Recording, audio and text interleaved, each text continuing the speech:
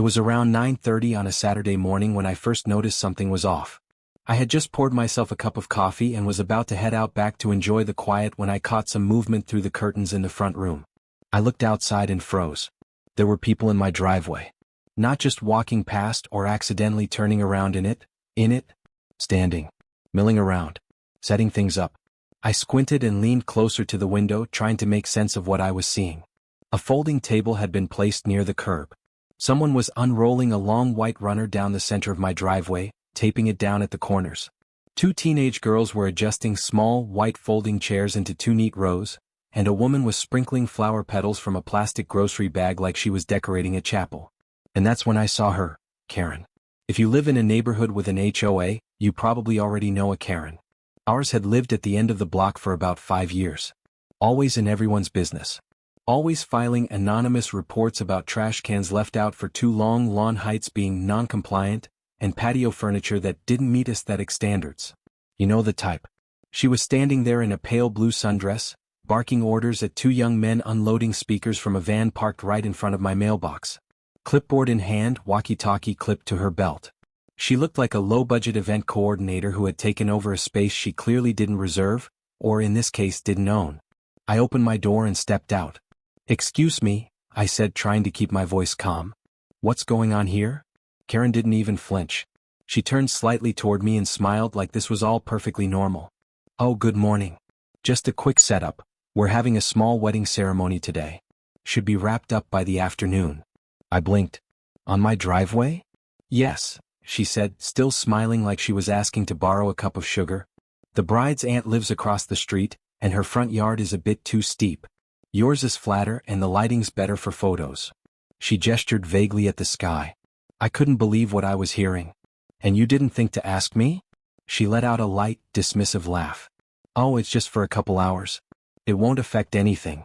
I told the HOA about it and they thought it sounded lovely. Very community-spirited." I was floored.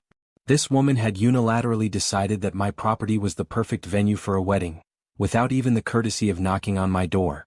I looked down the driveway at the mess already forming. Wires being run across my lawn for the speakers, someone struggling to set up a pop-up canopy right in front of my garage, and a guy in a vest opening a cooler and handing out bottled water to guests already arriving in their Sunday best. Karen must have noticed my silence because she clapped her hands and turned away, calling out, "Okay people, we're doing final setup in 10. Bride arrives at 11 sharp." At that moment, I realized this wasn't a misunderstanding. This wasn't going to be resolved with a quick chat or a passive-aggressive note. She knew exactly what she was doing, and fully expected to get away with it. So I went back inside, set down my coffee and took a deep breath. If they were going to treat my driveway like a wedding venue, they were about to find out who really controlled the stage. I closed the door behind me and just stood there for a moment, trying to decide what to do. Part of me wanted to call the police right then and there. It was trespassing, plain and simple. But another part of me, maybe the part that had dealt with Karen's nonsense for years, knew that if I went straight to calling the cops, she'd twist the story into something dramatic. Unreasonable neighbor ruins wedding, or man causes scene at innocent family event. And somehow the HOA would probably find a way to blame me. So instead, I decided to handle it my way. First, I walked out back and checked the sprinkler control box. My system has a manual override. Each zone can be activated independently, and thankfully my front yard and driveway are their own zone. The weather had been warm all week and I hadn't watered in a few days. A mid-morning soak wouldn't be suspicious. I set a reminder in my phone for 10:50. Next, I grabbed my Bluetooth speaker from the garage. It's an old model, but still powerful enough to shake the windows if turned all the way up. I brought it inside, queued up a playlist of heavy metal, starting with some fast, aggressive death metal tracks that would make a church organist cry, and set it near the living room window that faces the driveway. Then I waited. Through the blinds, I watched as more guests arrived. People I didn't recognize parked up and down the street, many of them walking right over my lawn like it was a public park. A couple even leaned against my car in the driveway while chatting. Someone moved one of my garbage bins out of the way to create more space for their decorations. And still no one said a word to me. No knock on the door. No apology. Just quiet entitlement wrapped in pastels and polite laughter. At 10:45, music began playing from their setup outside, something soft and romantic. The folding chairs were now completely filled. A man with a boutonniere stood at the altar area, which was literally the end of my driveway near the garage. Karen floated between groups of people like a self-appointed wedding planner, nodding approvingly. At 10:50 I tapped the sprinkler control app on my phone. A soft click, then a hisses. I watched through the blinds as water exploded from the front yard sprinkler heads, arcing perfectly over the flower petals, the white runner and the first 2 rows of chairs. There was a collective gasp from the crowd. Some jumped up and stumbled backward onto the lawn, slipping in the mud already forming. A few screamed. Karen's head snapped toward my house and then she saw me, standing at the window, Bluetooth speaker in one hand, remote in the other. I hit play. The peaceful music they'd been playing was instantly drowned out by a wall of sound. Pounding drums, guttural vocals and screaming guitars blasted through the glass. It wasn't just loud. It was offensive. Deliberately so. The kind of sound that makes toddlers cry and grandmas reconsider their life choices. The groom was soaked from the knees down. One of the pop-up canopies had collapsed under the weight of a suddenly very wet fabric arch. And Karen? She stormed up to my porch, dripping wet, face red with fury. She pounded on the door. I opened it just a crack. "What the hell do you think you're doing?" she shouted over the music. I stayed calm, watering my lawn. It's been a dry week, and enjoying my Saturday inside my house. On my property. "You ruined this wedding," she screamed. I leaned out just slightly. "No, you did, when you decided to hold it on someone else's property without asking. Consider this my RSVP, not attending." She stood there, sputtering, trying to find something else to say. But there was nothing she could say that would make it okay. She knew it. And worse for her, so did everyone else. I saw a few guests already walking back to their cars, shaking their heads. I closed the door without another word, turned the music down to a low growl, and sat back with my now lukewarm coffee. Outside, the wedding disbanded in soggy silence. And as far as I know, they never got through the ceremony. The rest of the afternoon was quiet, surprisingly so. After the last of the soggy guests trickled away, I saw a few people lingering near Karen's car, whispering and occasionally glancing toward my house. Karen herself stood in the middle of my now drenched driveway, staring at the wreckage like she still couldn't believe what happened. Her phone was out. I assumed she was taking pictures. Probably already planning her spin on the story. I didn't go outside again that day. But the fallout came the next morning. At around 8 a.m. I found a note taped to my front door. No envelope, no signature. Just a sheet of printer paper with a long-winded message in all caps and italics. Classic Karen move. "Your behavior yesterday was completely inappropriate and childish. The wedding was a celebration of love, and your decision to deliberately destroy it reflects poorly on you as a neighbor and community member. The whole will be informed. I hope you find it in your heart to apologize to the bride and her family." I read it twice, sighed and tossed it in the recycling bin. Later that afternoon, I received an email from the HOA. "Dear homeowner, we've been informed of an incident involving the use of your property during a private event hosted by another community member. We'd like to better understand what happened and invite you to provide your account. Please note that no disciplinary action is being taken at this time." That last part, "no disciplinary action," was the key. It told me they knew Karen didn't have a leg to stand on, but they were covering their bases anyway. I replied with a concise summary.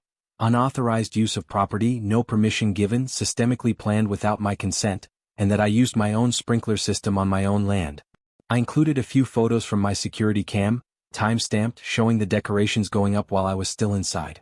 I didn't hear back for 2 days. Then another email. "Thank you for your response. After reviewing the details, we acknowledge that the event was conducted without appropriate approval and that you were within your rights as a homeowner. The HOA will be reminding all residents of proper procedures for hosting events. We appreciate your cooperation."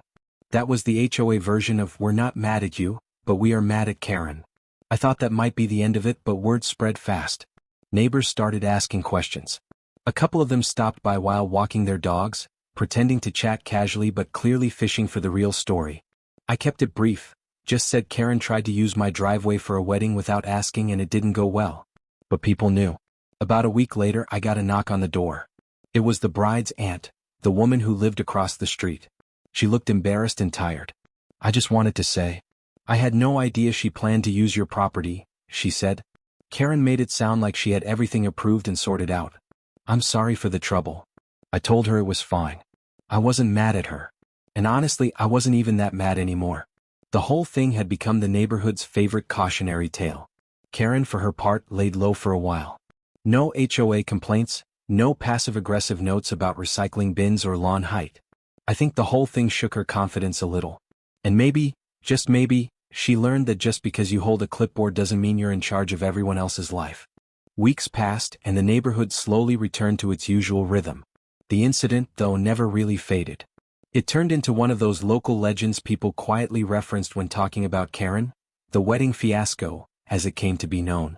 Every time someone mentioned planning a party or hosting guests, there'd be a little pause, a glance up the street, and someone would add, "Just make sure you're not pulling a Karen." Karen, to her credit, didn't retaliate, not directly anyway. But you could tell she was seething under the surface. She stopped doing her usual patrols, stopped walking her little yappy dog past my house every morning. The clipboard disappeared. The watchful looks she used to cast whenever someone left a bike on the sidewalk or a garbage bin out an extra hour were gone. She even missed 2 HOA meetings in a row, which for her, was basically like falling off the face of the earth. But she wasn't done entirely. One afternoon, maybe a month after the wedding incident, I got a letter in the mail, not from the HOA, not official. Just a plain white envelope slipped into my mailbox, handwritten, no return address.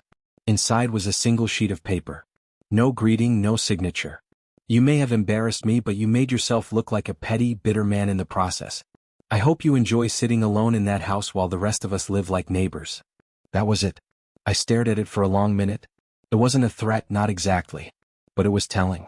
Karen wasn't sorry for what she did, she was sorry it didn't go her way. In her mind, I wasn't defending my property, I was ruining her vision. I didn't respond. Instead, I tossed the letter in the same recycling bin where the first note went, brewed myself a cup of tea, and took a walk around the block. As I passed a few houses, some neighbors waved. A guy 2 doors down was power washing his driveway. A family across the street had chalk drawings all over their sidewalk. Normal things. Friendly things. A few people had my back during the whole ordeal, they told me quietly they would have done the same. One even said, "Honestly, I wish I had thought of the sprinklers." That made me laugh. In the end, Karen didn't get her wedding moment, and she didn't get to spin it into some grand community event either. What she got was a very wet reminder that this neighborhood isn't hers to control, and that no still means something. As for me, life went on. The grass grew back fine. The chairs left faint indentations in the lawn for a couple weeks, but they faded. I adjusted the sprinklers to water at night again. And I kept the Bluetooth speaker charged just in case. Because in a neighborhood like this, with a Karen like that, you never know when the next wedding event might show up in your driveway. A new sort of normal. Karen wasn't exactly silent, but she had clearly lost her grip on the neighborhood.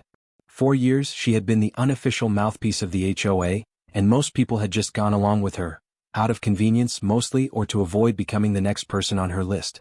But after the wedding, a few things changed. For starters, people stopped listening to her. Not in a dramatic, shouting way, just subtle, quiet resistance. Someone left their Christmas lights up well into February.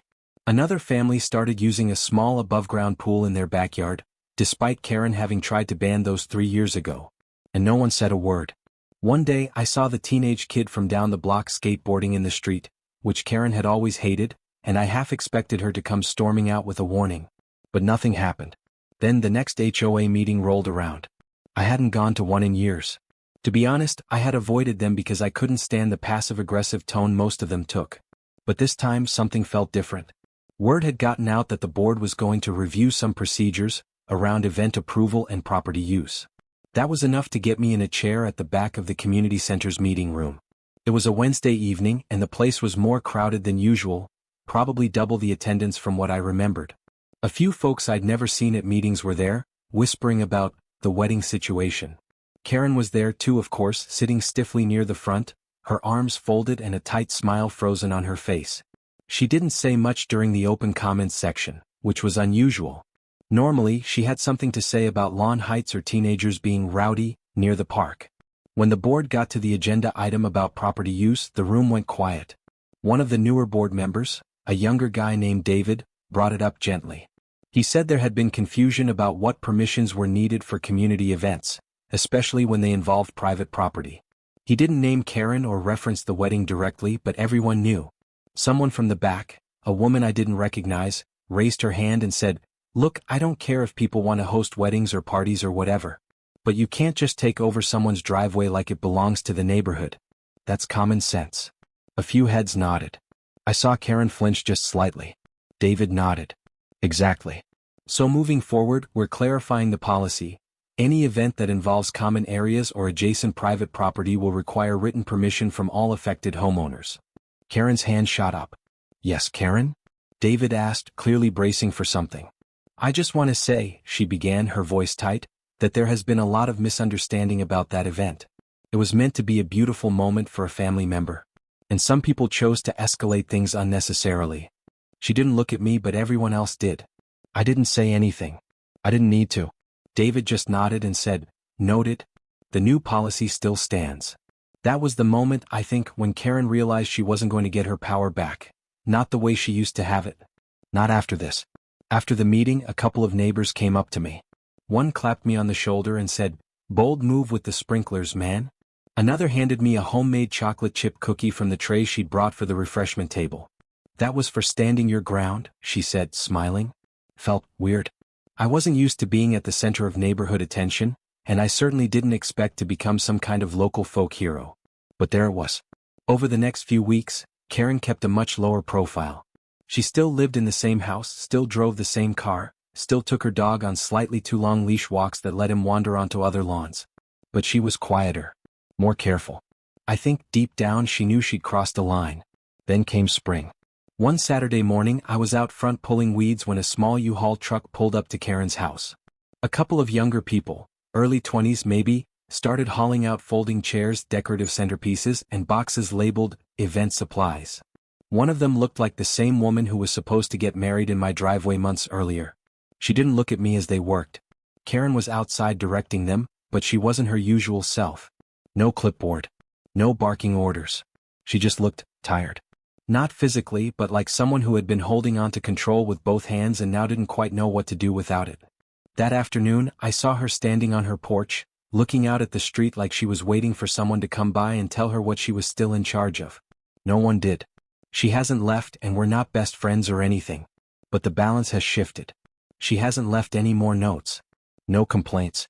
No impromptu HOA visits. She walks past my house without a word and I let her. That's enough.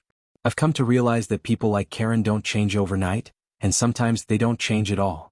But they do fade when the people around them stop giving them power. All it takes is someone saying no, and meaning it. And maybe a sprinkler system timed just right.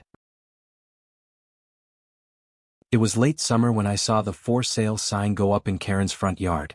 It was one of those high-end signs from a local realtor, polished wood post, little solar light on top, and a QR code on the placard.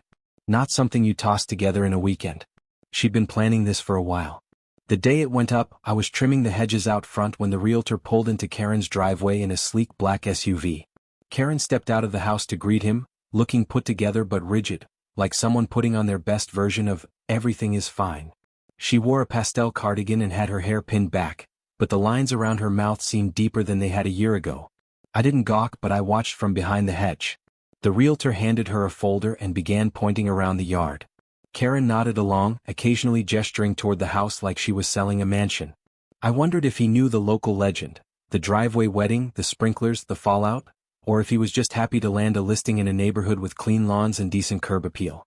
For the next 2 weeks, Karen's house became a flurry of staging activity. Trucks came and went. Movers carried out oversized furniture that I'd never seen her use. Landscapers laid down new sod in her front yard. A crew power washed the sidewalk. She even had her mailbox repainted. It felt like she was trying to scrub the story away, repaint the canvas. And for the most part, no one said anything. I think the neighborhood had grown weary of the drama. Everyone had their own lives, their own repairs and bills and small victories. Karen's presence, once oppressive, had become background noise. And now that she was leaving, it was like we were collectively sighing in quiet relief. But she didn't go without a final gesture.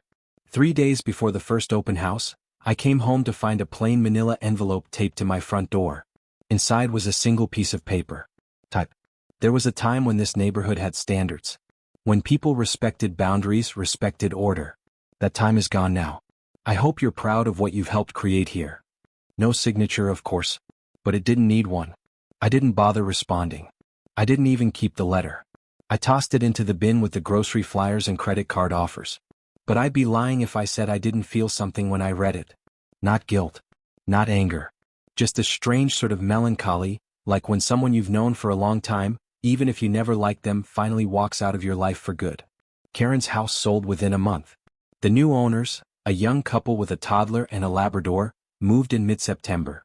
Their moving truck was bright orange and they had friends helping unload furniture, kids running up and down the sidewalk, laughing loud, alive. It felt like someone had opened a window and let fresh air into a stuffy room. A few weeks after they moved in, the husband came over to introduce himself. His name was Mark. Seemed like a nice guy, offered me a beer, asked about the trash schedule, joked about how his dog would probably dig up the flower beds before Halloween. As we stood there talking, he looked over at the front edge of my lawn, the spot where the folding chairs had once sat, where the archway had gone up. I heard from one of the neighbors that something weird happened here once, he said, half smiling. Like, a wedding or something? I laughed. Yeah, something like that. He raised an eyebrow, waiting.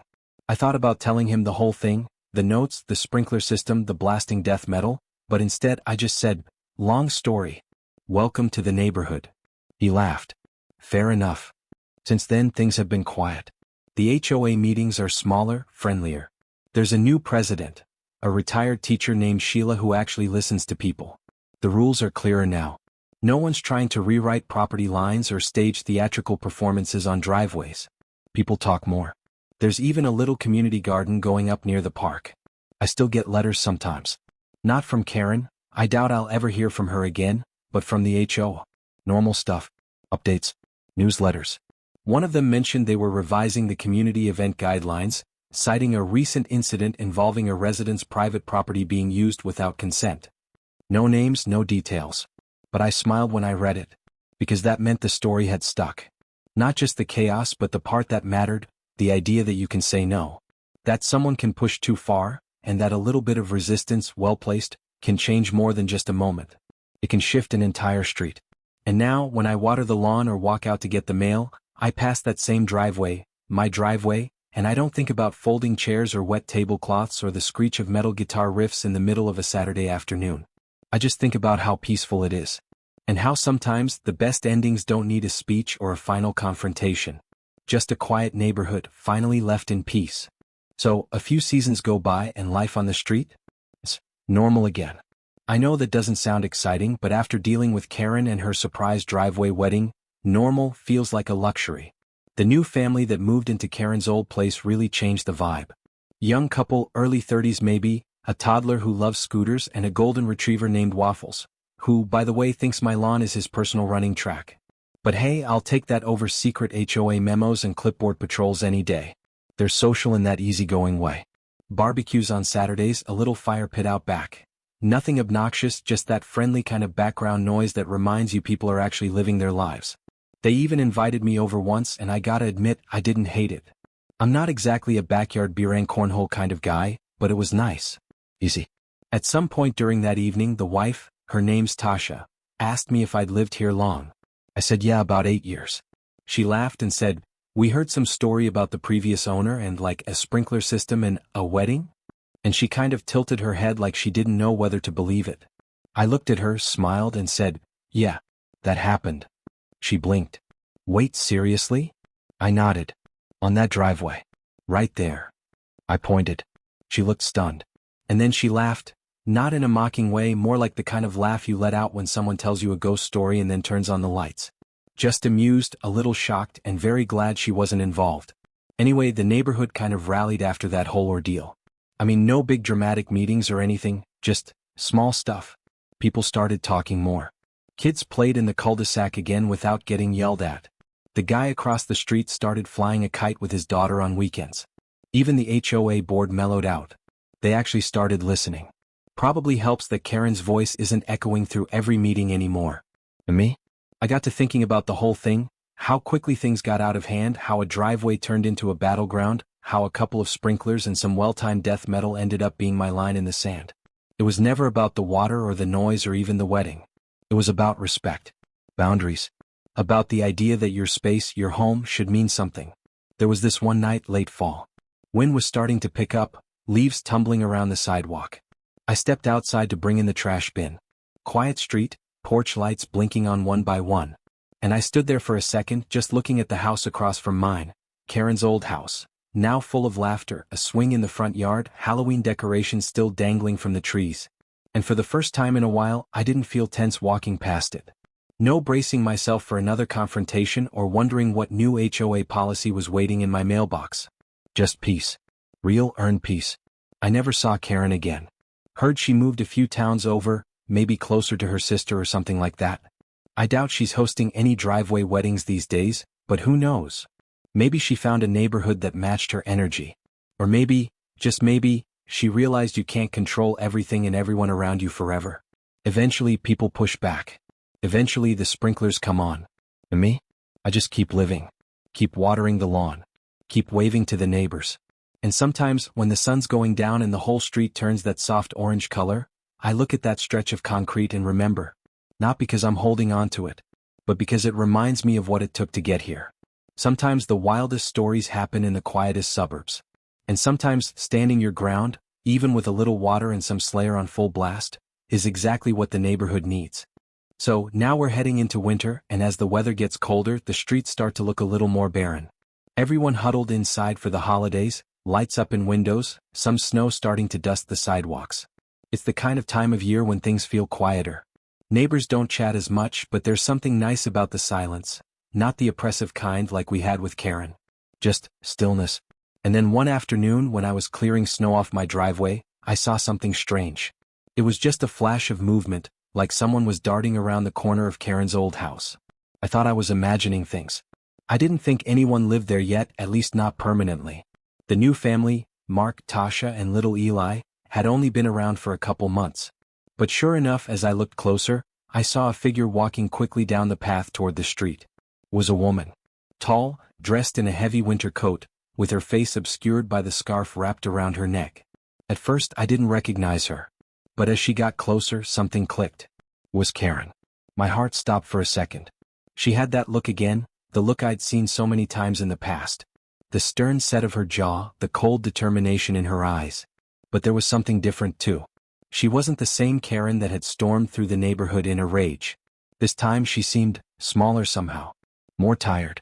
She stopped right in front of my house, standing at the curb. I could tell she was trying to decide whether to come any closer. There was a pause and I just stood there, shovel in hand, unsure of what to do. Finally she spoke. "I owe you an apology," she said, her voice flat, but not as sharp as it had been in the past. "For the wedding. For all of it." I didn't say anything at first. I wasn't sure I even wanted to hear it. After everything that had happened, I wasn't sure if an apology would make any difference. But she was standing there, eyes not quite meeting mine, like she wasn't sure what kind of reception she was going to get. "I don't know if it's enough," she continued, "but I wanted to say, I got carried away. And I'm sorry for the way I treated you. And for what I did to the neighborhood." I could feel the coldness in the air, but it wasn't because of the snow anymore. The silence stretched between us like a gap I wasn't sure we could ever cross. "Why now?" I asked, finally breaking the quiet. "Why come back here after everything?" Karen shifted her weight, glanced back at the house she'd sold, then looked at me again. "I don't know," she said almost to herself. "I thought it was the right thing to do at the time. I thought I was protecting the neighborhood, keeping things in order. But I guess I went too far. Lost myself in it." She paused, taking a deep breath. "I thought I could control everything. But life doesn't work like that, does it?" I shook my head, but not with anger. It wasn't about anger anymore. It was more like a weary acceptance. "No. Life doesn't work like that." She stood there for another minute, maybe longer, like she was waiting for me to say something more, to tell her that I forgave her, or that I wanted to move on. But I didn't. I didn't say anything. I didn't need to. She seemed to understand though, because she nodded slowly and turned to leave. "I'll be going now," she said, her voice small, like she was talking to herself again. "Goodbye." And that was it. She walked away, her footsteps crunching on the snow as she faded into the distance. I watched her go, and for the first time, I wasn't filled with frustration or resentment. It was just over. And in some strange way I felt sorry for her. She'd spent so long trying to control things, trying to bend the neighborhood to her will, that she never learned how to let go. That evening when I went inside, I told my wife about what happened. She listened quietly, but she didn't seem surprised. We both knew deep down that Karen would have to leave eventually. Maybe it took longer than it should have, but in the end she was just another person trying to get by, struggling to understand her place in the world. Weeks went by and things kept shifting. Mark and Tasha continued to settle in, hosting a few more neighborhood get-togethers, and the street began to feel like a community again, a real one where everyone respected each other. The lawn care was still a little competitive, but no one was measuring anyone else's grass with a ruler. People started talking about organizing a block party in the spring, and for the first time in years I thought it might actually happen. As for Karen, I never saw her again after that day. I don't know where she went or what she did next. Maybe she moved on to another town, or maybe she just disappeared into the life she tried to control for so long. But I think the story was never really about her. It was about the way we, as a neighborhood, handled it. In the end, we didn't fight her to the bitter end. We didn't need to. We just waited until she wore herself out, until the pressure of trying to keep everything in her grip broke her down. And when she left, the neighborhood didn't fall apart. It breathed. It's a weird thing to say, but there's a strange peace in knowing that some people just aren't meant to stay forever. And sometimes that's for the best. The months after Karen left were quiet, but in the best possible way.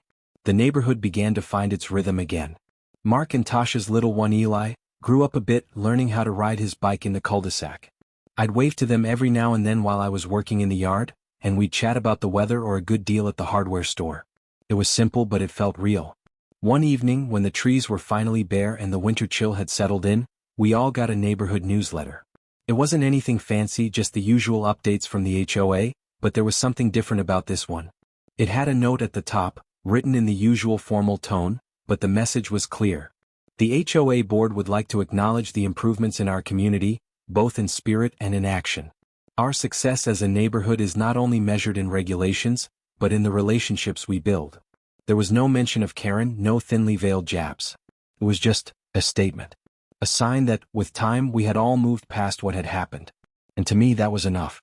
That was all I ever needed. That night I stood outside and looked at the house. The one where all of the drama had started and ended. The snow had started to fall again, and there was this peaceful quiet settling over the street. The kind of quiet you can only get after everything has been resolved, not with a fight but with understanding. With time. I thought back to all the little moments, the chaos, the stress, the weirdness, and realized how far we'd come. None of it had been easy, but we'd learned something. We'd learned that standing up for yourself doesn't always mean making a scene. Sometimes, it's about quietly letting go of the things you can't control and choosing not to get caught up in the fight. And Karen? Well, I never did find out exactly what happened to her after she left. Maybe she moved to another neighborhood, maybe she finally found what she was looking for, or maybe she's still out there, battling against whatever new cause she's taken on. But that's not my concern anymore. I know now that sometimes the best way to deal with people like Karen isn't to keep fighting. It's just to let go, and let them walk away on their own. As for me, I've learned a lot in the last few years. About boundaries. About peace. About the fact that sometimes you can't fix everything. But you can choose to move on. And I have. I think the whole neighborhood has. Now, when I walk down the street, I don't think about Karen's wedding or the sprinklers. I just think about the people I see every day. Neighbors. Friends. And for the first time in a long while, I don't feel the weight of what came before. It's just us. The way it should be.